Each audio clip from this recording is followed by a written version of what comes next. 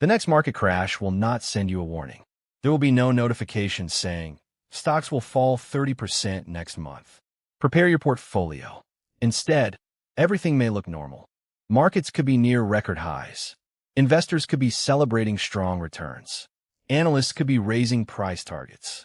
Then one unexpected event changes everything. A recession, an interest rate shock, a banking crisis, a geopolitical conflict, or a technology bubble bursting.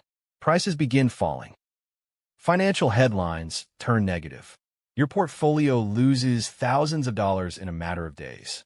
And that is when you discover whether you build a real investment portfolio or simply collected assets that performed well during a bull market. Almost every portfolio looks intelligent when prices are rising. The real test begins when fear enters the market. So how can you tell whether your investments are prepared for the next crash? In this video, we will cover 5 signs that your portfolio has a strong chance of surviving. That does not mean your portfolio will avoid losses. It means temporary losses will not permanently destroy your financial future. Let's begin. Sign 1. No single investment can destroy you. The first sign of a crash-resistant portfolio is simple. No single company, industry, or asset controls your entire financial future. Imagine someone has 60% of their portfolio in one technology stock. The company may be excellent. Its revenue may be growing. Its products may be changing the world. But if that stock falls 50%, the entire portfolio immediately loses around 30% from that one position alone. And individual stocks can fall much more than the overall market. A broad stock market index might decline 25% or 30% during a major crash.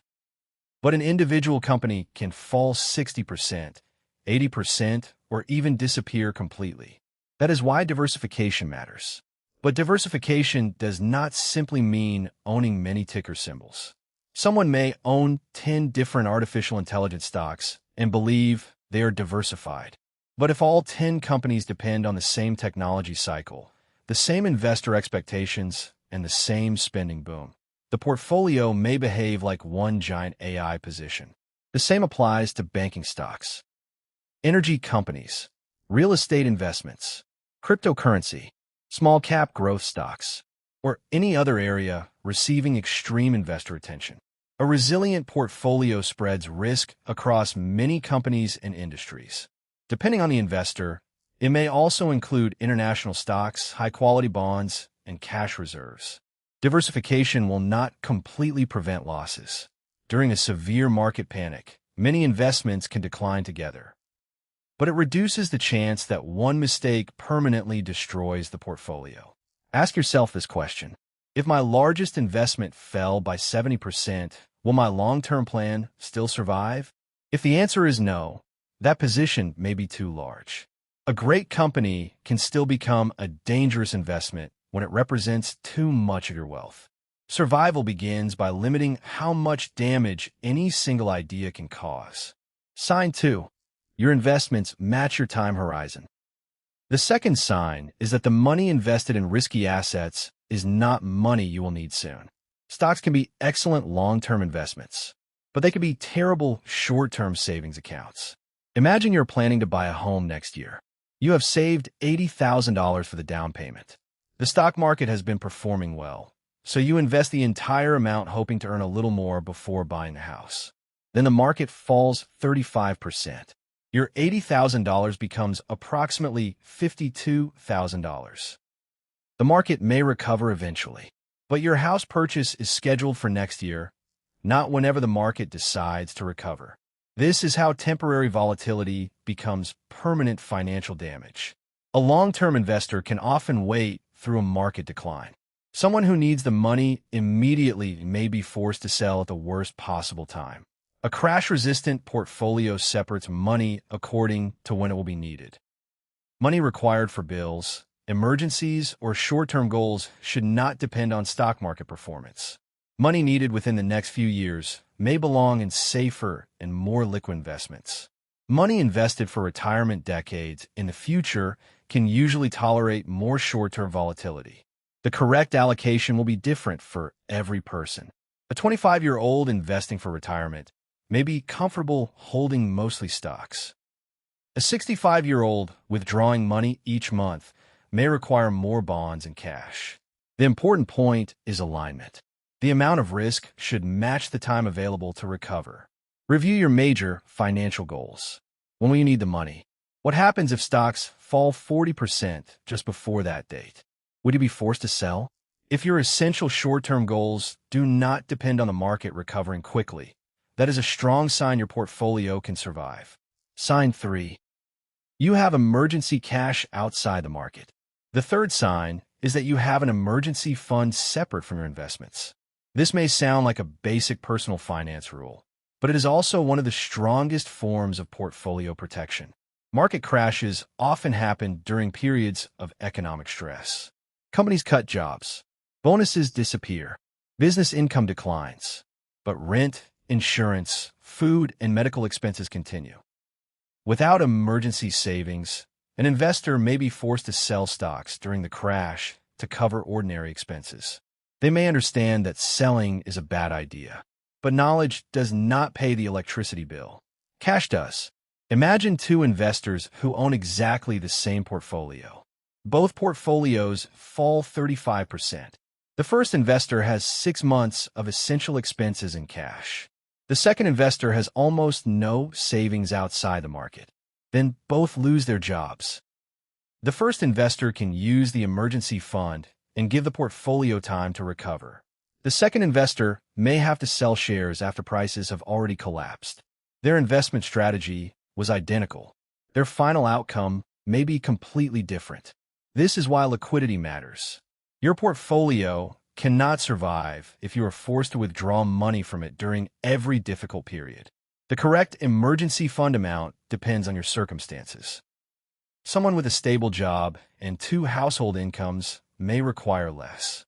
Someone who is self-employed, supports a family alone, or works in a cyclical industry may require more.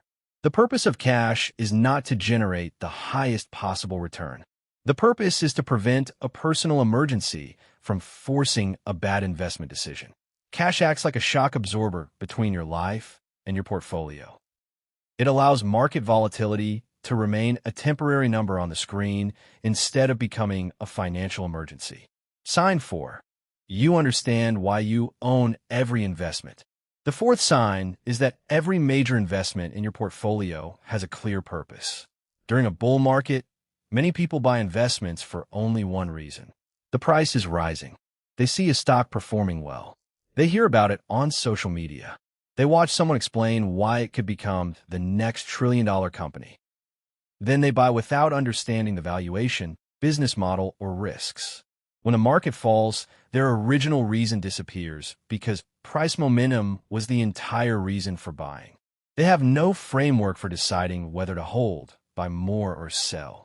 A resilient investor can explain why every major position exists.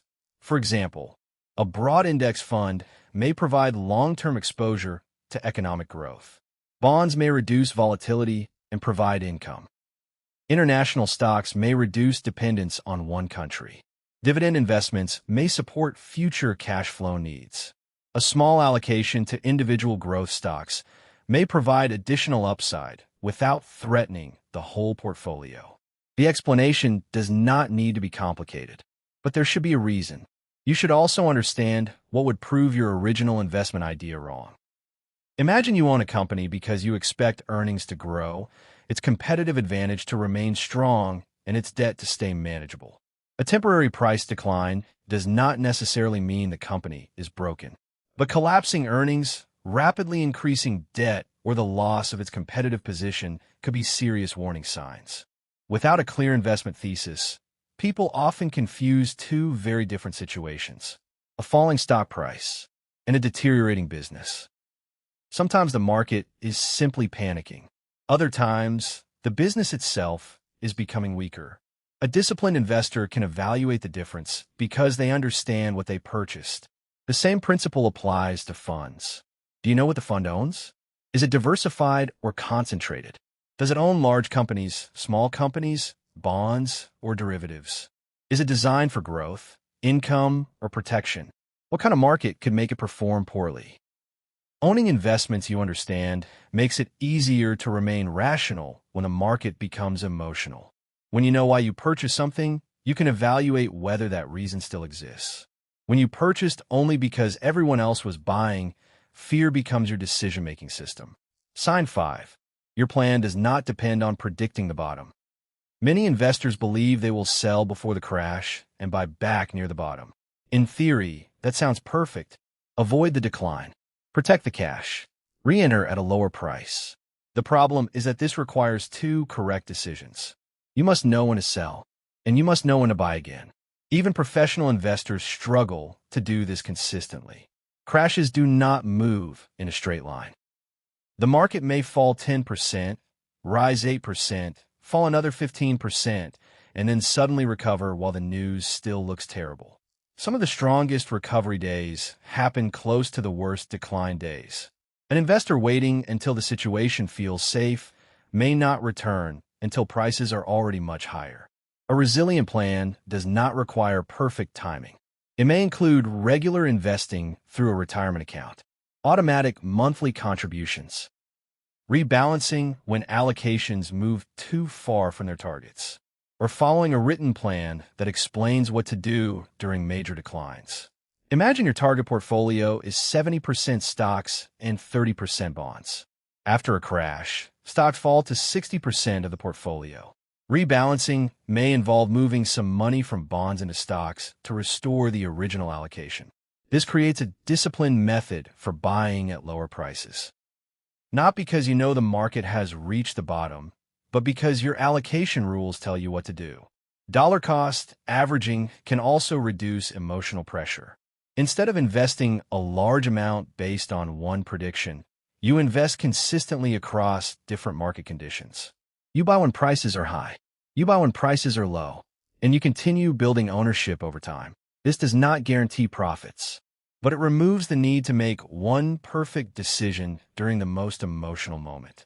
The portfolio that survives is often controlled by an investor who accepts uncertainty. They do not know exactly when the crash will begin. They do not know how far prices will fall. They do not know which day the recovery will start. But they already know what they will do. That is the difference between reacting emotionally and following a plan. The portfolio crash test. Now let's test your portfolio. Imagine the market falls 40% tomorrow, not gradually over 3 years. Tomorrow, your account balance drops sharply. The media says the situation could become worse. Your friends begin selling. People online claim that investing is finished. Now ask yourself 5 questions. Would one stock or sector destroy most of my wealth? Will I need this money within the next few years? Do I have enough emergency cash to avoid selling? Can I explain why I own every major investment? And do I already have a plan for what I will do if prices continue falling? If your answers are strong, your portfolio may still decline during the next crash. That is unavoidable. A crash-resistant portfolio is not one that never loses value. It is one that allows you to remain financially and emotionally capable of reaching the recovery. What survival really means. Many people believe survival means avoiding every loss. That is unrealistic. Market crashes are part of investing. Businesses slow down. Economic cycles change. Valuations become excessive. Investors become fearful. Prices decline. You do not panic because you never understood what you owned. And you do not remain in cash forever after selling near the bottom. A strong portfolio gives you staying power. That staying power comes from diversification, suitable risk, liquidity, understanding, and discipline. Not predictions. The next market crash will expose every weakness that rising prices allowed investors to ignore. Too much concentration. Too much risk. No emergency fund. Money invested for the wrong time horizon. Assets purchased without understanding them. And decisions controlled by fear. But a crash can also reward preparation. Diversified investors may avoid catastrophic damage. Investors with emergency savings may avoid forced selling. Long-term investors may continue buying at lower prices. And investors with a written plan may remain calm while everyone else reacts emotionally. You cannot control when the next crash arrives, You cannot control how deep it becomes, and you cannot control the headlines. But you can control what you own, how much risk you take, how much emergency cash you keep, and how you respond. That is what determines whether a market crash becomes a temporary setback or a permanent financial disaster.